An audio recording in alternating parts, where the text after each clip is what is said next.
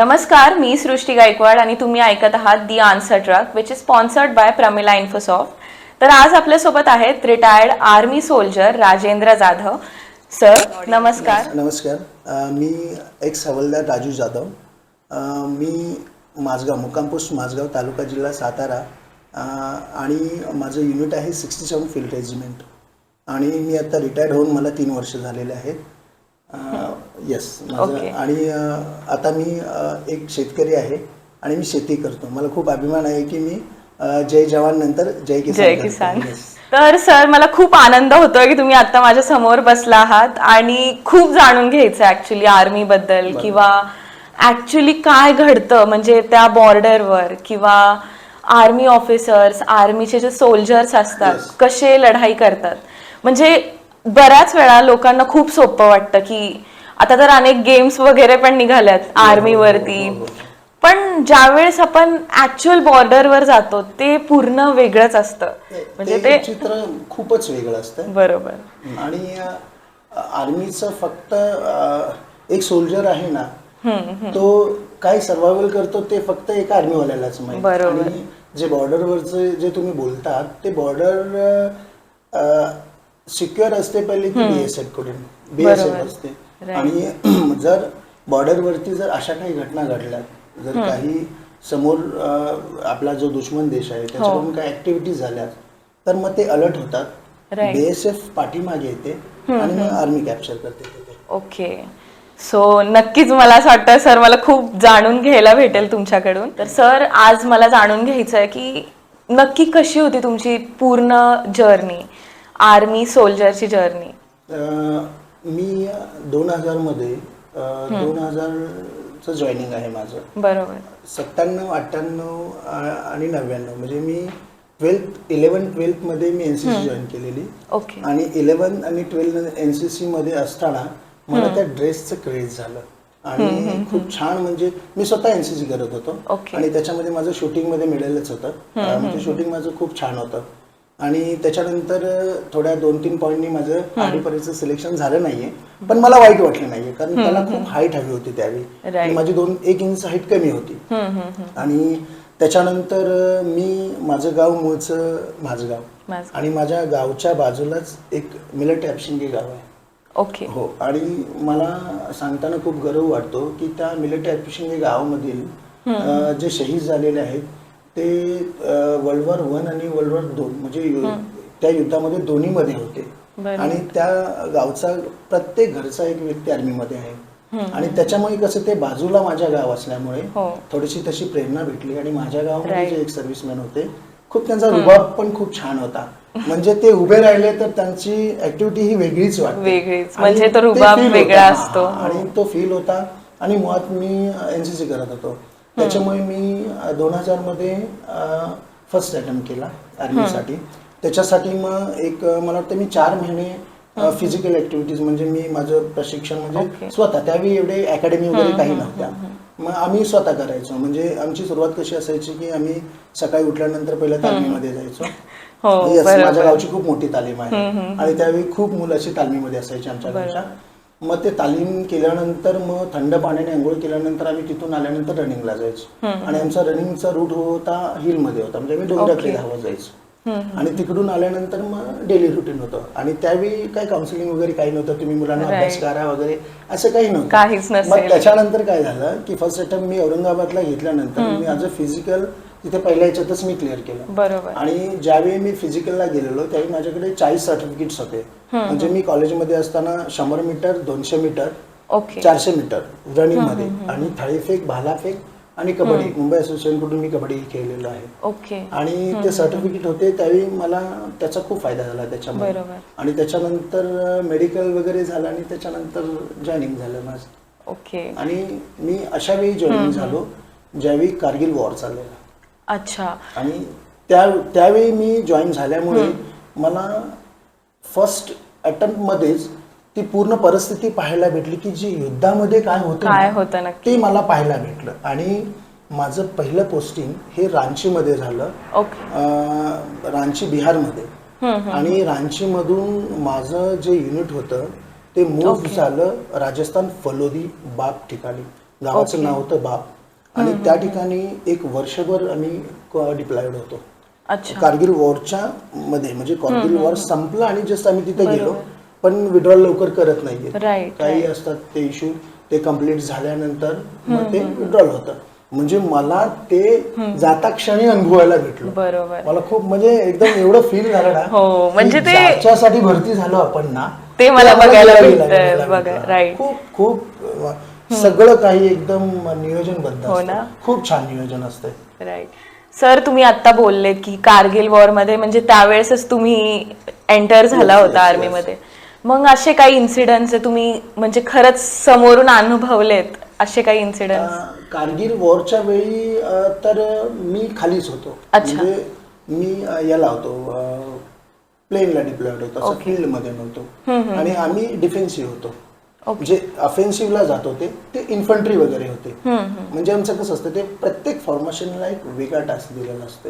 आता त्याच्याबद्दल फारसं मी बोलू शकत नाहीये, पण प्रत्येक फॉर्मेशनचं एक वेगळा टास्क असतो. आणि आमचं कसं असतंय, आम्ही आरटी आहे आमची, म्हणजे आम्ही थोडक्यात सांगतो तुम्हाला की आम्ही फायर पॉवर देतो, म्हणजे फायर सपोर्ट करतो.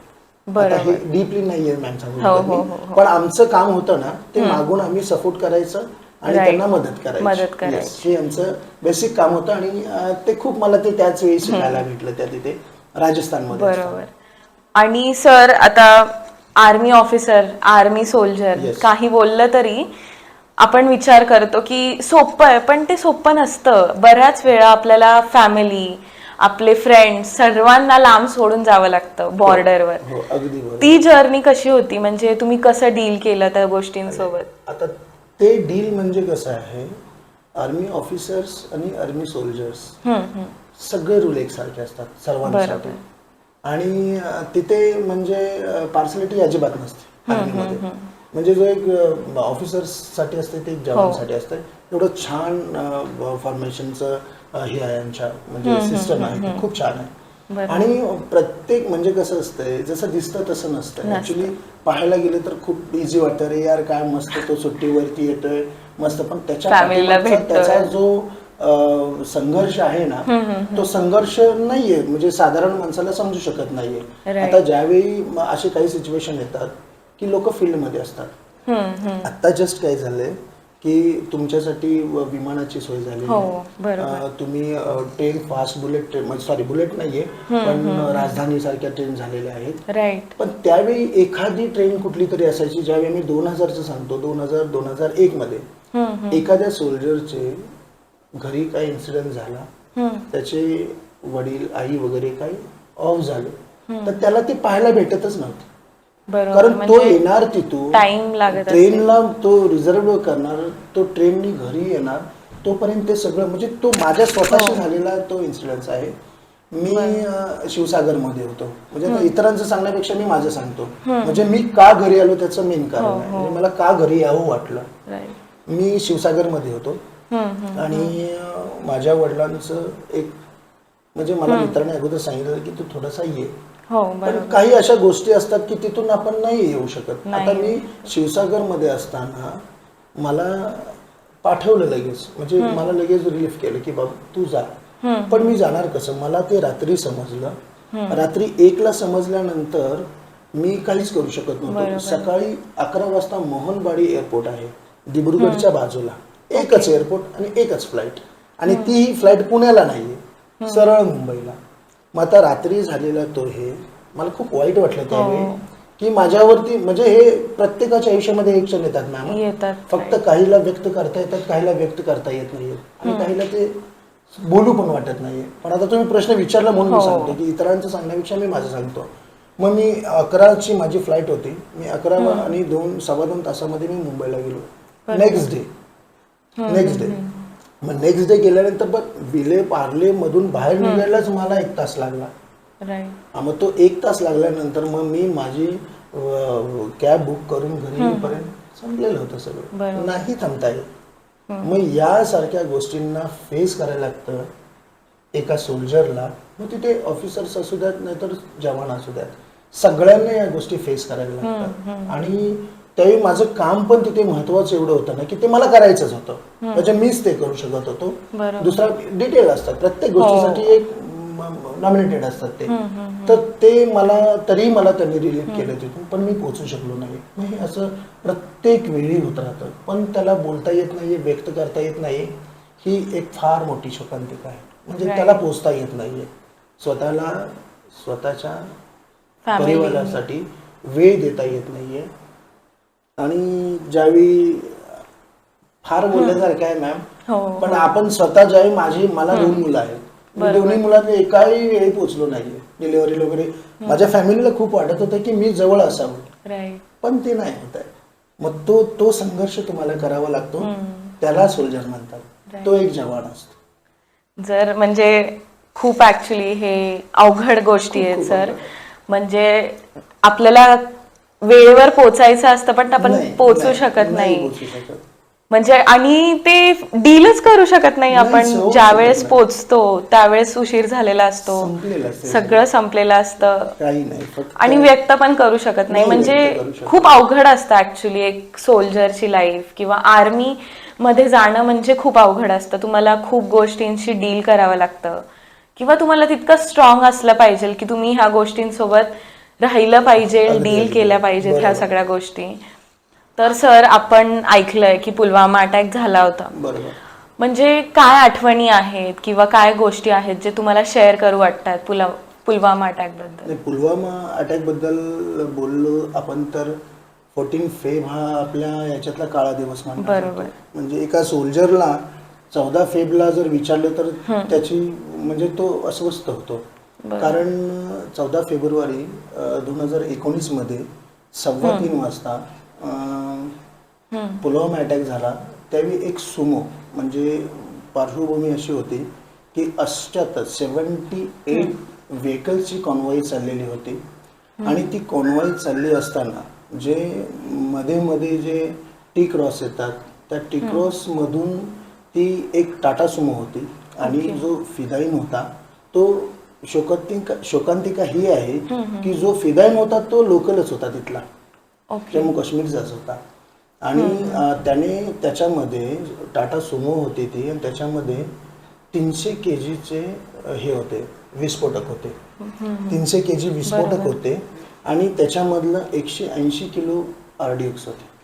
एवढा म्हणजे जबरदस्त प्लॅन होता तो. आणि त्यांनी जवानांच्या म्हणजे पुढे कॉन्वॉय वगैरे होती हे तर सगळ्यांना माहित आहे, पण त्याने काय केलं, फिदाईन म्हणजे ते स्वतः संपतात आणि इतरांना संपवतात, ते फिदाईन अटॅक बोलतात त्याला. म्हणजे ते काय ऍक्च्युली त्यांचा मोटोच असा आहे की शूट अँड रन, फायर करा आणि पळून जा.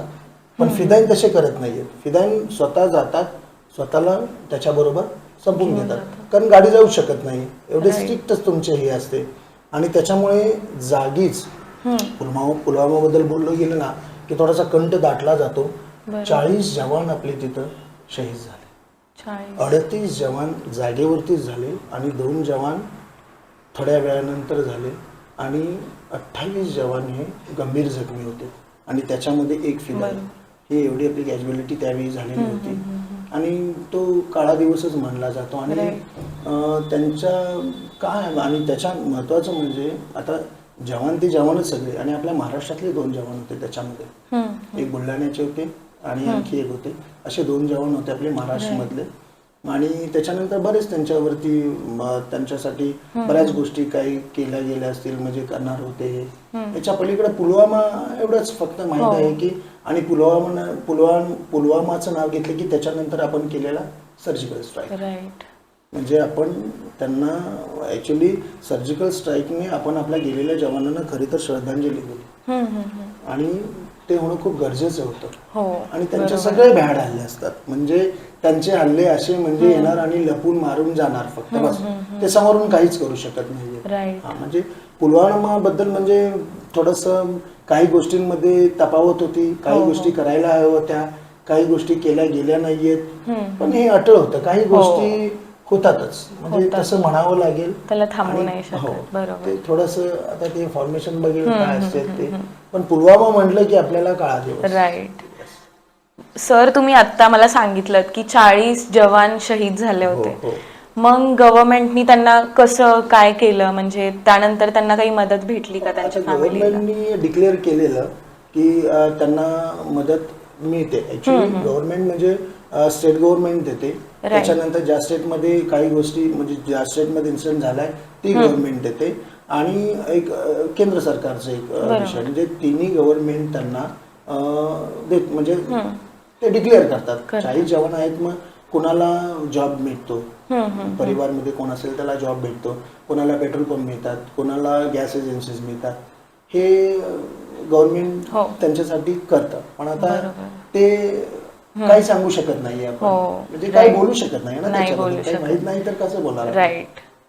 आणि सर म्हणजे आता तुम्ही रिटायर झालाय, तुम्ही एक सोल्जर होता, तुम्ही रिटायर झालाय.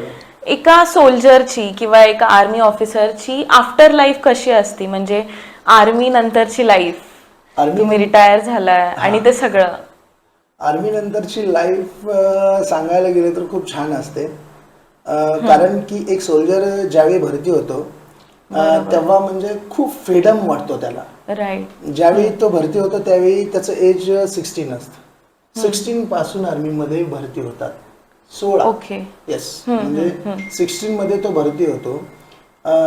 फार फार तर 18-19 ला भरती होतो. म्हणजे त्याला थोडंसं काहीतरी करायचं असतं किंवा थोडंसं एक एन्जॉय जो करायचा असतो त्याच्यातच तो एवढ्या मोठ्या बंधनात अडकून जातो ना. बरोबर. त्यामुळे तो काय असतो सोसायटीपासून लांब जातो, पहिली गोष्ट.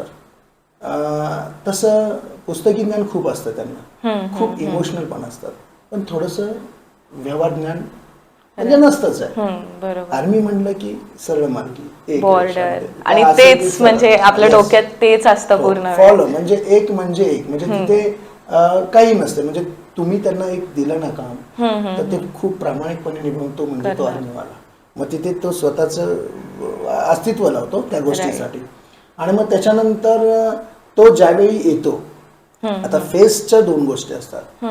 एक ज्यावेळी रिटायरमेंटला येतो त्यावेळी पूर्ण प्लॅन करून येतो घरी की मी ज्यावेळी रिटायर्ड होईल मग मला हे करायचे, मला ते करायचे, मला हे करावं लागेल.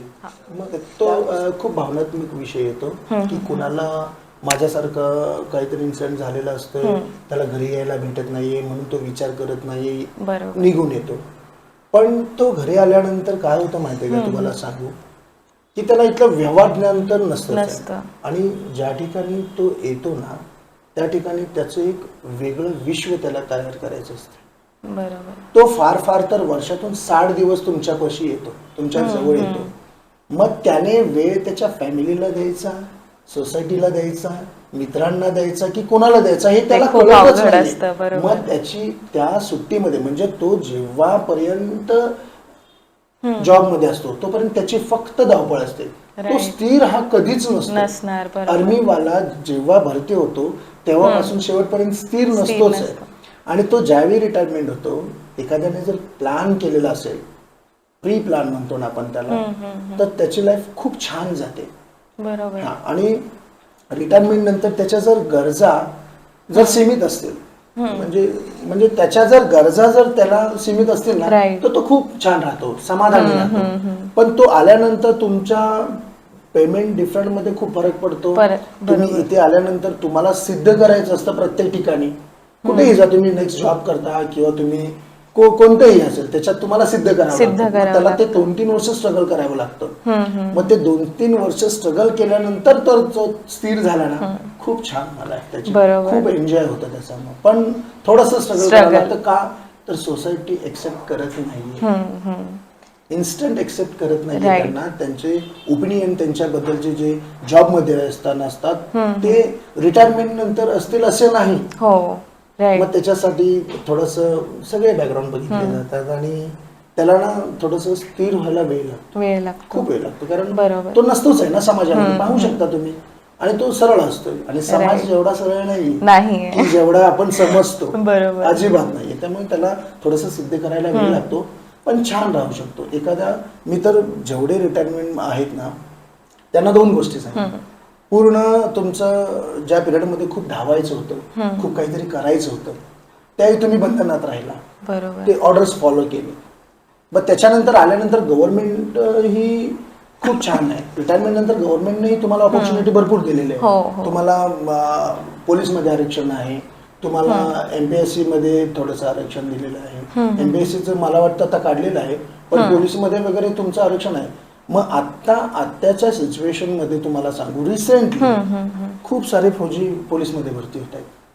हो, आणि मी थँक्यू म्हणतो या गव्हर्नमेंटचा की एवढे आर्मीवाले आता पोलीसमध्ये भरती होत आहेत आणि त्यांना ते बेसिक भेटते, म्हणजे ते थोडे आणखी स्थिर होतील, म्हणजे त्यांना थोडासा पाठिंबा मिळतोय त्या गोष्टींचा आणि थोडंसं रिलीफ केलं. पण 15% आरक्षण आमच्यासाठी ठेवून दिलेलं आहे गव्हर्नमेंटने आपल्या, ते खूप छान आहे. आणि त्याला ना रिटायरमेंट नंतरच्या खूप स्वप्न असतात त्याचे, पण एवढं सहज नाहीये, शक्य नाहीये, त्यांना सिद्ध करावं लागतं. आणि मी तर सर्वांना सांगेन की तुम्ही थोडंसं विचार करून या. इथे यायच्या अगोदर विचार करा, फ्युचरचा विचार करा, मुलांचा विचार करावा लागेल, त्यांचं शिक्षण आलं, कारण जे शिक्षण आपण घेतलं आता शिक्षण खूप बदललेलं आहे. म्हणजे आफ्टर 5 years चेंज होत राहतं, शिक्षण चेंज होत आहे. मग त्याच्यामुळे थोडासा तो विचार करून यावा. आणि सगळ्यात महत्वाचं म्हणजे मुलांसाठी सैनिक स्कूल आहे, मिलिटरी स्कूल आहे, मग तुम्हाला त्याच्यामध्ये आरक्षण आहे, तुमचे कोटे आरक्षित आहेत त्याच्यात केले, मग त्या पद्धतीने विचार करून यायला पाहिजे. आणि खूप छान ऑर्गनायझेशन आहे. तुम्हाला एक सोल्जर ज्यावेळी भरती होतो तो एकदा ज्यावेळी कसम परेड करतो तो 3 पिढ्यांना सिक्युअर करतो. आता कसं सांगतो तुम्हाला, तो 16-17 वर्षामध्ये भरती होतो, त्याचे आई वडील असतात, त्याची एखादी बहीण सिस्टर असेल, मग आई वडिलांना फुल लाईफ टाईम हे भेटते, सिक्युरिटी भेटते, सगळ्याच गोष्टींची मेडिकल फॅसिलिटी भेटते. तुमच्यासाठी सैनिक बोर्डातून तुम्हाला प्रत्येक मुलांच्या एज्युकेशनसाठी पैसे तुम्हाला भेटले जातात. त्याच्यानंतर तुम्हाला एक पिढी झालीच थोडक्यात आईची, एक स्वतःची, एक स्वतःला सिक्युअर करतो, फॅमिलीला करतो, मुलांसाठी करतो, चांगलं एज्युकेशन देऊ शकतो. आणि एक मुलं म्हणजे त्यांचा पाया असा भक्कम होऊ शकतो की ती मुलं खरंच चांगली असतील, मिलिटरी स्कूलमध्ये जाऊ शकतात. आर्मी सातारामध्ये आपल्या सैनिक स्कूल आहे, देहरादूनचा आहे, फर्स्ट होता त्याचा नंबर, परत आपल्या सातारा सैनिक स्कूलचा नंबर आता चांगला आहे, खूप छान आहे. याच्यातून खूप ऑफिसर्स बनलेत. बरोबर, म्हणजे इथे ऑफिसरचा मुलगा असो किंवा जवानचा मुलगा असो, आरक्षण सेम आहे. जो शिकला, ज्याने क्रॅक केलं एक्झाम, तो जातो. खूप छान आहेत गोष्टी, म्हणजे केल्यानंतर खूप छान लाईफ आहे. फक्त त्याने स्वतःमध्ये थोडासा बदल तयार केलं पाहिजे, त्या तयार करावं लागेल. आणि तुम्हाला संघर्ष करायची ताकद आहे. तुम्ही जसा संघर्ष तिथे करत होता तसा संघर्ष ते समाजात सगळीकडे करावा लागणार. म्हणजे एका आर्मी सोल्जरला, एका सोल्जर ऑफिसरला स्ट्रगल आहे, म्हणजे त्यांची पूर्ण लाईफच स्ट्रगल आहे. रिटायर झाल्यानंतर, रिटायर होण्याआधी, रिटायर झाल्यानंतर पण. सर आता तुम्ही बोललात की खूप डिफिकल्ट असतं ऍडजस्ट व्हायला, मग तुम्हाला लोक काही वेगळ्या नावानी वगैरे ओळखतात का की हा सोल्जर होता किंवा हे आर्मी मध्ये होते, आणि ती रिस्पेक्ट भेटते का तुम्हाला? अगदी 100% भेटते. म्हणजे ती रिस्पेक्ट प्रत्येक वेळी भेटते. ज्यावेळी आम्ही सुट्टीवरती येतो किंवा रिटायरमेंट नंतर ज्यावेळी फ्लॅग ज्यावेळी आपल्याला 15 ऑगस्ट 26 जानेवारीला असतात, त्या ठिकाणी ते आम्हाला प्रमुख पाहुणे म्हणून बोलवतात. ते फ्लॅग होस्टिंग आमच्याकडून होतं आणि ती इज्जत 100% भेटते बरं काय. आणि ती कशी असते, ती विकत घेता येत नाही. त्याच्यासाठी खूप कमवलेली असते आपण, त्याच्यासाठी खूप संघर्ष असतोय. आणि फार पाहायला गेलं तर एक सोल्जरची लाईफ आहे ना, संघर्ष तर खूप आहेच, पण शेवटी खूप छान आहे. खूप छान आहे. म्हणजे तुम्हाला फॅसिलिटीज ज्या दिलेल्या आहेत ना, त्या सफिशियंट आहेत म्हणजे तुमच्यासाठी. बरोबर, अगदी. आणि सर बऱ्याच वेळा आता पण लोकांना, म्हणजे जे मुलं आहेत, यंग जनरेशन, आता त्यांना प्रॉब्लेम होतं की त्यांना माहिती नसतं की कसं जायचंय आर्मीमध्ये, काय गोष्टी आहेत त्यांनी फॉलो केल्या पाहिजेत आणि त्यांना कशी सुरुवात केली पाहिजे? अच्छा, आता आर्मीला ज्यावेळी एखाद्याचं म्हणजे त्याचं पहिलं त्याच्या मनामध्ये पाहिजे. त्याच्या मनामध्ये आतून आलं पाहिजे, म्हणजे ते आतूनच पाहिजे त्याच्या, की काही नाही मी आर्मीमध्ये जाणार. अशी खूप मुलं मी ट्रेन केली, खूप मुलं पाहिलेत मी की त्यांचं फक्त एकच पॅशन होतं की आर्मीमध्ये जायचे. खूप कोरोनामध्ये बंद झाले, त्याच्यानंतर काय काय तर बिचारे म्हणजे त्यांना येता चाललं नाही, एज संपून गेलं त्यांचं. बरं, त्याच्यानंतर प्रयत्न हा प्रामाणिक जर असेल ना, बरोबर. तर यश हे नक्की तुमच्या पदरात पडतं. राईट. फक्त त्या मुलांना आणि युथला मला एवढंच सांगायचं आहे की तुमचं लक्ष हे तुमच्याकडे हवंय. तुमचं जर लक्ष जर तुमच्या आहे ना, एक जर ध्येय आहे ना तुमचं, तर तो तुमचा जो गोल आहे ना तो तुमच्याकडे हवा. तुम्ही 4 ठिकाणी पाहिलात तर तो जो एफर्ट लावतो ना आपण तो नाहीये लागत. बरोबर. मग तुमचं लक्ष हवंय आणि तुमचं त्याच्यावरती ना पूर्ण तुम्ही झोकून द्यायला पाहिजे. कारण सोल्जरला बनणं एवढं सोपं नाही. मी तुम्हाला पहिलेच सांगितलं, तो शारीरिक दृष्ट्या आणि मानसिक दृष्ट्या खूप स्ट्रॉंग पाहिजे. तू इथे जरी भरती झालास तरी तू ट्रेनिंग पूर्ण करायला हवंय. आणि तू ज्यावेळी ट्रेनिंग पूर्ण करशील त्यावेळी तुला समजेल की पुढचं काय. जेवढा तुम्ही जास्त ट्रेनिंग मध्ये घाम हे काढता तेवढं तुमचं रक्त वाचतं. युद्धामध्ये आमचं आम्हाला सांगितलं जातं ट्रेनिंग मध्ये, ज्यावेळी तुम्ही इथे जास्त मेहनत कराल तिथे वाचाल तुम्ही. बरोबर. फील्डमध्ये ऑन ग्राउंड मध्ये. तर मुलांना एवढंच सांगणं आहे, स्वतःकडे लक्ष दिलं पाहिजे, अभ्यास केला पाहिजे त्याच्याबरोबर. आता पहिल्यासारखं अजिबात काही राहिलं नाहीये. खूप कॉम्पिटिशन आहे सगळ्या गोष्टींसाठी. म्हणजे तुमच्याकडे जर एक रिझल्टवर जागा असेल तर कमीत कमी 100 फॉर्म येतात. 100 फॉर्म मधून तुला सिद्ध करायचे. मग आता तुला शारीरिक दृष्ट्या तर रनिंग तर एवढं टफ आहे. आणि तुम्हाला सांगतो, मुलं जर खरंच व्यवस्थित असतील ना तर मी मुलांना सांगतो की प्रत्येक मुलाने एनसीसी जॉईन करावे. एनसीसी जॉईन केल्यानंतर सी सर्टिफिकेट मध्ये तुम्हाला A ग्रेड भेटली तर तुम्ही ऑफिसर्स साठी ट्राय करू शकता. आणि तुम्हाला तिथे फक्त इंटरव्ह्यू ट्रॅक करायची, कारण तुम्ही ऑलरेडी सी सर्टिफिकेट आहात. एवढी मोठी अपॉर्च्युनिटी आहे ना मुलांना. खरंच मुलं शिकणारे आणि हुशार जर असतील ना त्यांनी एनसीसीचं सी सर्टिफिकेट घ्यायचं, क्लिअर करायचं आणि मग तुम्ही ऑफिसर्सला ट्राय करायचं. आणि खूप मुलं बनलेले. त्याच्यापेक्षा जास्त आणखी काय झालं तर तुम्ही स्वतः अकॅडमी तर खूप आहे, ओपन एखादी अकॅडमीला जॉईन व्हा. कारण जिथे अभ्यास नाहीये, म्हणजे जिथे तुम्हाला वाटत नाहीये की मी वारंवार तेच करतोय, तोपर्यंत ते आता शक्य नाहीये. पहिलं ते होऊन जायचं. आता फ्लो एवढा मोठा आहे ना, म्हणजे तुम्ही त्या पाण्याच्या प्रवाहाबरोबर आहात. तुम्हाला त्यात वाहून नाही जायचं, त्या प्रवाहाबरोबर चालायचे. कारण हा एवढा मोठा प्रवाह आहे ना आता की याच्यामध्ये कोण काठावर राहतच नाही, वाहूनच जात आहे. तर तुम्हाला त्याच्या बरोबर जाता यायला पाहिजे. त्याच्यासाठी तुमची पूर्वतयारी हवी, त्याच्यासाठी तुमचा अभ्यास हवा, त्याच्यासाठी तुमची पुस्तक कोणते हवेत. तुम्हाला जर फिजिकल ऍक्टिव्हिटी म्हणजे तुमचं ब्रेथिंग कसं वाढेल, तुम्हाला स्टेपिंग कसं करायला पाहिजे, तुम्हाला काय करावं लागेल, तुम्हाला आहार कसा घ्यावा लागेल. जर तुम्ही कॅलरीज जर जास्त बर्न करताय, तुम्ही जर हेवी एक्स्ट्रा वर्क करताय तर त्या तुम्हाला कॅलरीज घेतल्या पण पाहिजेत. हे सगळं तुम्हाला साध्य केल्यानंतर जर तुम्ही प्रामाणिक आहात तर तुम्हाला 100% यश आहे. नक्की मुलांना सांगेन की तुम्ही या अशा पद्धतीने ट्राय करा की तुमचा गोल पाहिजे पहिला. नाहीतर मग फक्त करायचं म्हणून नाहीये, तुमच्या मनातून पाहिजे. म्हणजे नक्कीच, म्हणजे घरचे बोलतायत किंवा कोणी सांगितलंय किंवा पिक्चर बघून खूप जण मोटिवेट होणार की मला जायचंय आर्मी मध्ये, तसं नाही. म्हणजे ते आतून आलं पाहिजे की मला करायचंय, मला आर्मी मध्ये म्हणजे सर्वस्व द्यायचंय माझं त्या आर्मी मध्ये. ते खूप इम्पॉर्टंट असतं. आणि सर म्हणजे खूप छान वाटलं तुमच्यासोबत बोलून. आणि म्हणजे अजून काही गोष्टी जे मुलांनी लक्षात ठेवल्या पाहिजेत किंवा असं काही, आता 3 गोष्टी सांगा मला की त्यांनी ते लक्षात ठेवल्या पाहिजेत ज्यांनी त्यांना नक्कीच यश भेटेल. एक तर त्यांनी स्वतःला सिद्ध केलं पाहिजे. बरोबर. त्याच्या व्यतिरिक्त काहीच नाही. म्हणजे त्यांनी लक्ष त्यांच्या स्टडीवरती हा 100% फोकस केला पाहिजे. 100. म्हणजे तुम्हाला काय करायचे हे पहिलं ठरवावं लागेल मुलांनी, की म्हणजे तुम्ही करणार काय आहात. अर्धी मुलं तर म्हणजे मी असे बघितले असतात की ते UPSC ने सुरुवात करतात, मग ते परत MPSC ला येतात, मग ते MPSC वरती मग ते कुठेतरी मग मंत्रालय डेस्क वगैरे ते बघतात.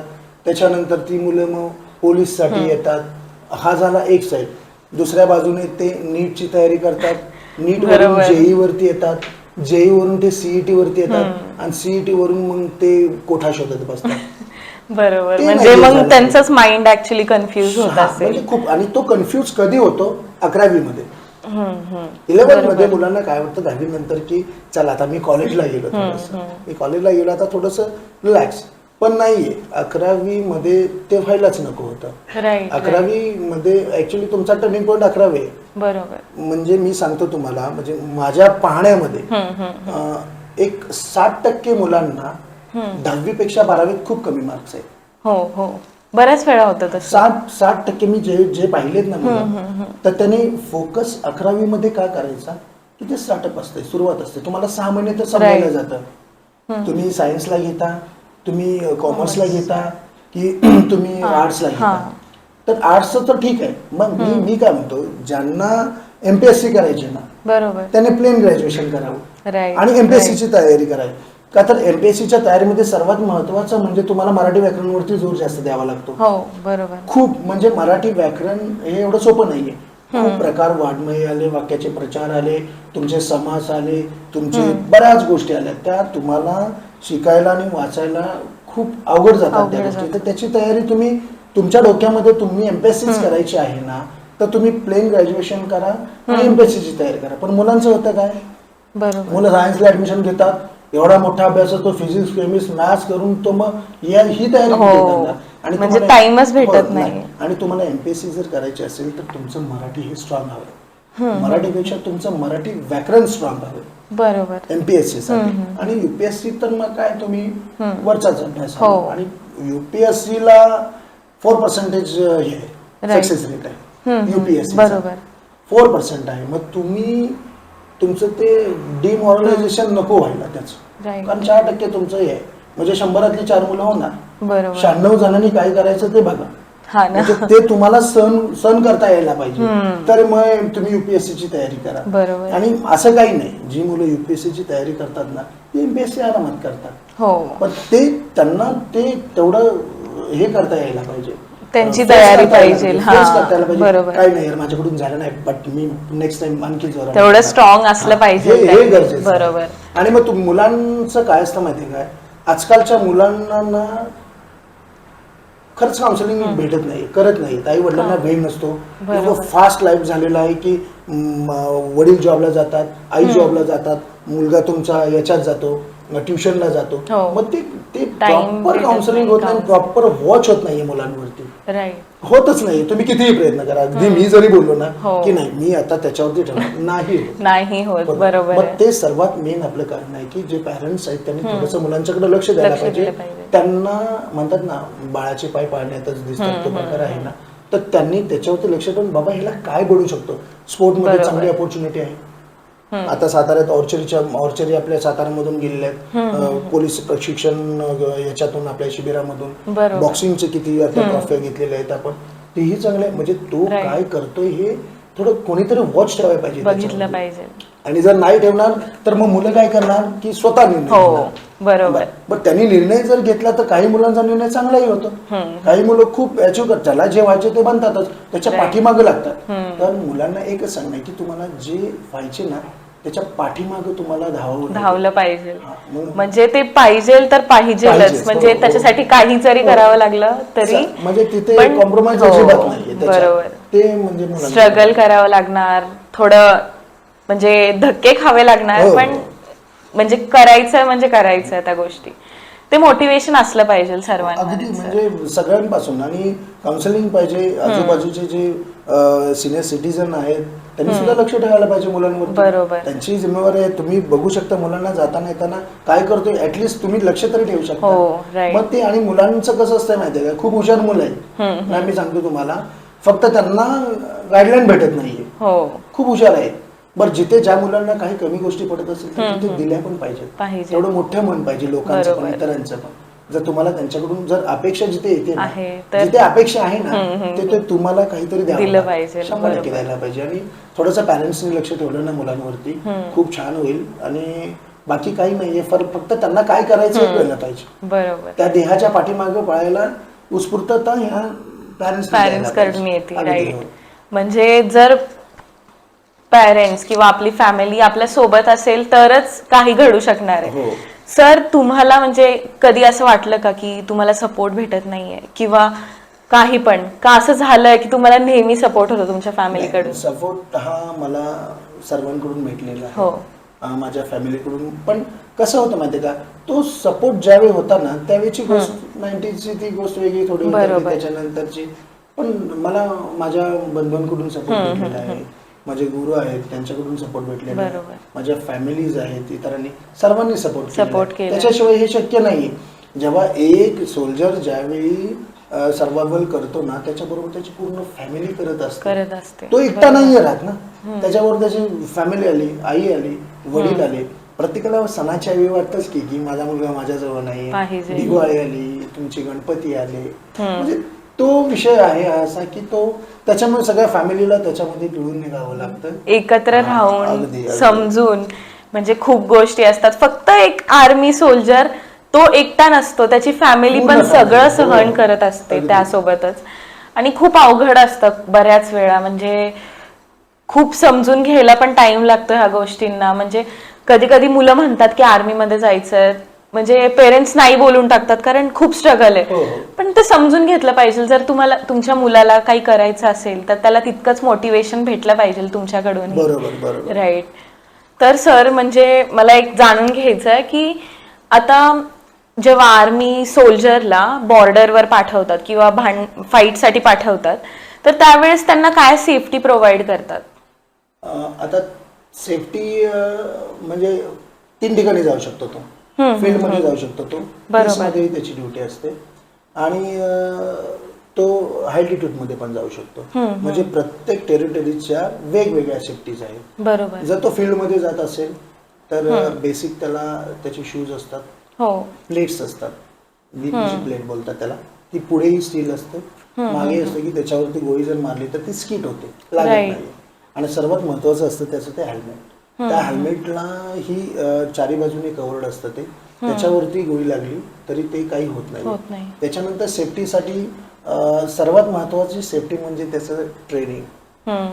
सर्वात महत्वाची का सोल्जरची जर सेफ्टी असेल ना, तर त्याचं ते ट्रेनिंग, ज्याने बेस्ट ट्रेनिंग केले ना, तो खूप कमी एन्जॉय होतो. म्हणजे त्याला कळतं की गोळी कुठून आली, गोळी कोणत्या प्रकारची आहे, आणि कोणता तुमच्यावरती हमला झालेला आहे, म्हणजे कोणता अटॅक तुमच्यावरती झालेला आहे, तो त्याला कळतो आणि तो त्याच्यानुसार मग तो ऍक्शन मध्ये. सर्वात महत्वाचं त्याचं ट्रेनिंग ज्या सोल्जरचं, आणि प्रत्येक सोल्जरचं ट्रेनिंग हे बेस्ट असतं, खूप बेस्ट. हे फक्त भ्याड हल्ले करतात, हे आपल्या सोल्जरला फक्त मागून मारतील, कुठेतरी लपून मारतील, आणि त्यांचा मोठच आहे शूट करणार आणि पळून जाणार. त्यांचं ते डोक्यामध्ये तेवढंच असते, कुठून तरी मागून लपणार, मग त्याच्यासाठी ते सिव्हिलियन घेतील, सिव्हिलियनला पुढे ठेवून मागून मारतील आणि पळून जातील. पण आपला एका सोल्जरला एवढं सक्षम व्हावं लागतं की ज्यावेळी त्याला अटॅक प्रत्युत्तर त्याच्या अटॅकचं द्यायचं असतं, त्यावेळी त्याला बघावं लागतं की बाबा माझ्या समोर एक सिव्हिलियन तर नाहीये, मी माझ्या सिव्हिलियन वरती तर नाही फायर करत. म्हणजे त्याच्या या द्विधावस्थेमध्ये त्याला त्या टेररिस्टला बघूनच शूट करावं लागतं. म्हणजे तुम्ही विचार करा ट्रेनिंग कोणत्या लेवलचं असतं. म्हणजे तुम्ही सिव्हिलियनला काही करू शकत नाही, म्हणजे त्यांना तर वाचवायचे. ऍक्च्युली आम्ही आहोतच तिथे त्याच्यासाठी की सिव्हिलियनसाठी आहोत आम्ही. म्हणजे ज्याचं ट्रेनिंग ठीक आहे ना, त्याच्यासारखी सेफ्टी कुठलीच नाही. आणि आता बऱ्याच गोष्टी अशा नवीन आलेल्या आहेत, एवढे आपल्याकडे वेपन्स चांगले आलेले आहेत ना, वेगळे वेपन्स, खूप चांगले वेपन्स, आणखी वेपन्स येत आहेत. आणि मी ज्यावेळी जॉईन केलो त्यावेळी इन्सास आलेली. इन्सास इंडियन स्मॉल आर्म सिस्टम्स, म्हणजे तिचं नाव आहे, इन्सास आलेली. मी ज्यावेळी जॉईन केलं त्यावेळी, म्हणजे मी नुकतंच जॉईन केलं आणि माझ्या हातामध्ये ती आली.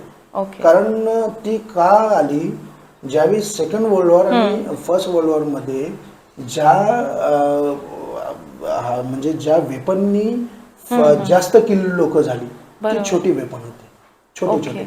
बरं त्यांना होतं काय की तुम्ही जर एखाद्या कोणाला जर लागलं असेल तो पटकन मरत नाहीये. बरं तो जर काय होत असेल तर त्याला न्यायला परत आणखी लागतात ना, त्यांची मॅनपॉवर कमी होते, मग तिथे आपण मग स्ट्रॉंग होतो. म्हणजे बऱ्याच गोष्टी अशा आहेत की त्या म्हणजे होतात. आणि एका सोल्जरसाठी त्याचं जर ट्रेनिंग जर उत्तम असेल तर तो काही करू शकतो. म्हणजे तितकी ट्रेनिंग आणि तितकं क्विक डिसिजन करण्याचं पॉवर पाहिजे एका सोल्जर मध्ये. आणि खूप गोष्टी आहेत जे एका सोल्जरनी लक्षात ठेवल्या पाहिजेत, किंवा काही प्रिपरेशन्स ते त्यांनी आधी केल्या पाहिजेत. तसं खूप सेफ्टी प्रोव्हाइड केली जाते, पण आपल्या स्वतःच्या सेफ्टीसाठी आपल्याला स्वतःनी तितकं ठाम राहिलं पाहिजे दरवेळेस. मजबूत राहील बरोबर. त्याच्यासाठी. राईट. बरोबर. सर खूप छान वाटलं, म्हणजे बऱ्याच गोष्टी जाणून घ्यायला भेटल्या तुमच्याकडून. म्हणजे जे ऍक्च्युली बॉर्डरवर होतं, खूप गोष्टी ज्या माहिती नसतात लोकांना, आज त्या आपण जाणून घ्यायला भेटल्या तुमच्याकडून. खूप सारं थँक्यू तुम्हाला. आणि जे तुम्ही आता करताय, तुम्ही बोलला की तुम्ही फार्मिंग करताय, हो, शेती मी करताय, organic त्याच्यासाठी शेती तुम्हाला अजून बेस्ट ऑफ लक. त्यामध्ये you. अजून ग्रोथ करा जितकी Thank you, तुम्ही thank you. आर्मी मध्ये केली. हो. Thank you so much. खूप खूप धन्यवाद. तुम्ही मला इथे बोलण्याचा संधी दिली आणि मी माझं थोडंसं मत व्यक्त केलं. बरोबर. बस थँक्यू सो मच तुमच्या चॅनलचं वगैरे. Thank you so much Okay, sir. thank you. तुम्ही ऐकत आहात the answer track, which is sponsored by Pramela Infosoft. आणि जर तुम्हाला व्हिडिओ आवडला असेल तर लाईक, शेअर, सबस्क्राईब करायला विसरू नका. आणि अजून व्हिडिओसाठी आम्हाला फॉलो करा. थँक्यू.